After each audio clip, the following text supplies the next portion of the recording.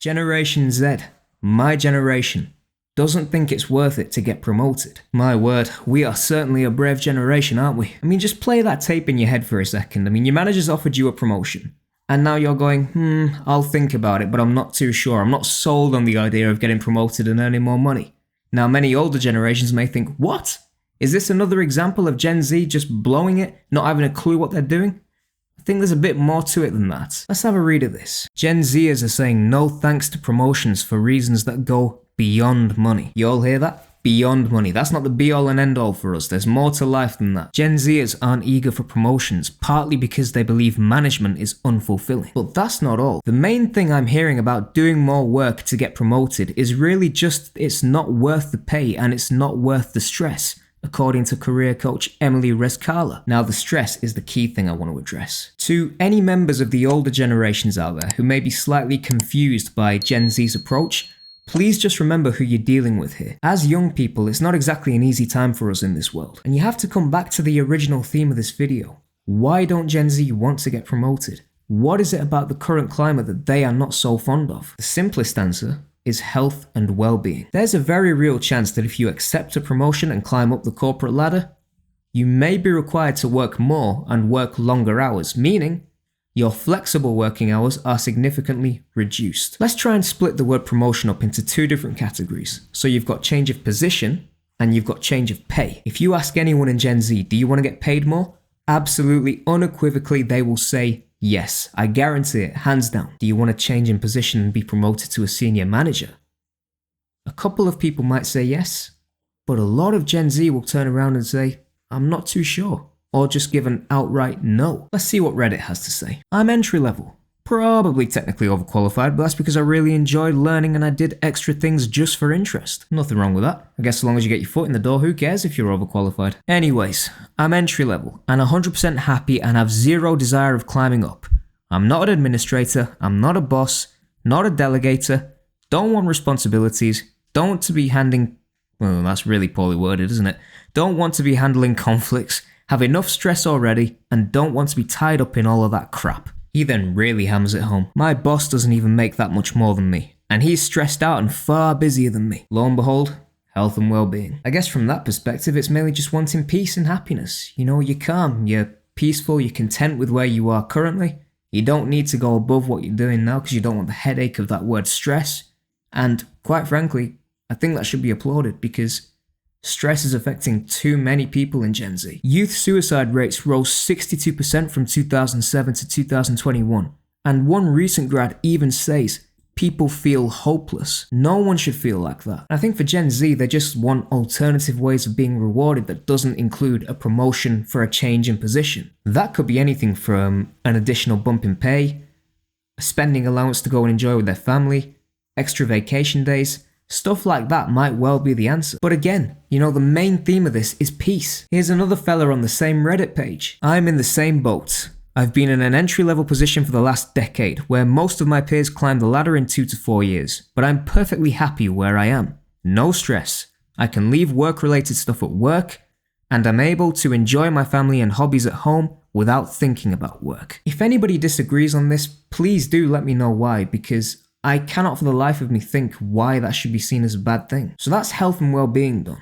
But why else don't Gen Z want to take on extra work by being promoted to a more senior position? Well, there's a concept called dry promotions. I'll be honest with you, I didn't know too much about this until I saw this TikTok, and quite frankly, it baffled me when I saw that something like this is still possible in 2024. Let's take a listen. Dry promotions are when a company gives you more responsibility or a bigger title without giving you any additional money. I saw this headline and I was enraged. I'm sure that you are too, because just because you give something a cute little name, dry promotions, it sounds like dry January. That doesn't cover up how messed up this is. And it's extremely common, which we will get to in a minute. The concept here isn't necessarily new. In fact, the author gives an example of something that happened to them in their early career, and you can tell from the financial amounts that, you know, it was definitely a long time ago. But the way that this practice has skyrocketed is appalling. And you know who's getting hurt by this the most? Gen Z. Welcome to the workforce. Here's plenty to do and no money to go along with it. Take a look at these numbers. 33% of Gen Z workers have seen this in the last 12 months. That's compared with 18% of millennials, 7% of Gen X workers, and 3% of baby boomers. Meaning that this is happening to Gen Z workers right now 10 times more than it's happening to baby boomers. I'm generally in favor of giving people the best title you possibly can, but this has gotten completely out of control. That's outrageous! Hopefully now you understand why I was baffled how something like this is still possible in the modern day and age. I mean, just look at some of the statistics here. 33% of Gen Z workers were offered a dry promotion in the last 12 months,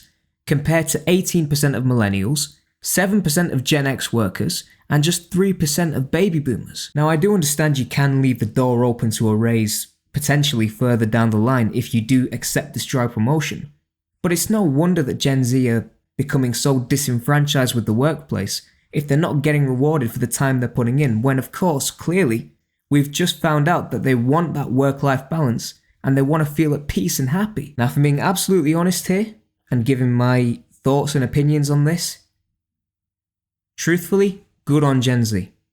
Good on Gen Z, because it's a very difficult and very brave thing to do. But because more of Gen Z are engaging in this trend, it seems like employers are now sitting up and taking notice that they have to change the way they operate and change the workplace for the better. So if this leads to a better place for Gen Z, I can only applaud it and say good job and well done. So I hope all the older generations will understand and join with me in applauding these young people for what they're doing. They get it. They get it. They understand what this life and this work is all about. So long as they feel fit, healthy, and happy and content, then they're in a good place not only to contribute to the company with the current work they're doing, without needing to change up their positions, but they're also in a good place when they go home and enjoy their life as well. But then again, you've got the other side that say, oh, Gen Z don't know what hard work is and Gen Z are just lazy. On the contrary, I disagree profoundly with that comment. Gen Z are not lazy. It's not a generation issue. It's a character issue. You get bad apples in every generation, in every group. That's not a reflection of the entire group though. So I think it's very unfair when Gen Z are branded as lazy. That's just a false media narrative that's put out there to try and blame the current economic woes on the younger generation. It's not true. Not true at all. And you know the old saying, every generation is supposed to do better than the last. Yeah, I completely agree. But how are you determining that? What are you using to measure if a generation is doing better than the previous one? What are you measuring? Are you measuring work-life balance? Are you measuring financial power? Are you measuring mental health, physical health? You know, what are you determining as being more successful than the last generation? And for many of Gen Z, they may be looking at their predecessors in the last generation thinking, I don't want to live like you did before. I don't want to work 60-hour weeks. I don't want to work so hard where I have to get up so early, go to work, and then come home so late that I don't have any time to myself. I want to have a work-life balance where I can feel happy and content with what I'm doing. And to Gen Z, that would be classed as being more successful than the last generation. If you don't have to work so hard, but you feel more happy and at more ease and peace with the world. You've also got to remember, these aren't the same economic circumstances that existed before. The world has changed dramatically between generations. So Gen Z face different challenges as opposed to the previous generation. Now, they may be more difficult, they could be easier, but we still face challenges. So to us, our version and our definition of success will vary from those who went before, because it's a different world and we're trying to find our place within it. But all in all, applaud Gen Z for what they're doing. I think it's a good thing. Let's see where we are with this in a few years' time with Gen Z's attitude towards promotions. Let's see if the workplace has changed or if Gen Z's attitude has changed. It'll be an interesting one. But for now, thank you all for watching. This is the end of the video. If you enjoyed, please do consider liking and subscribing and dropping a comment down below. Of course, I would love to engage with as many of you as possible.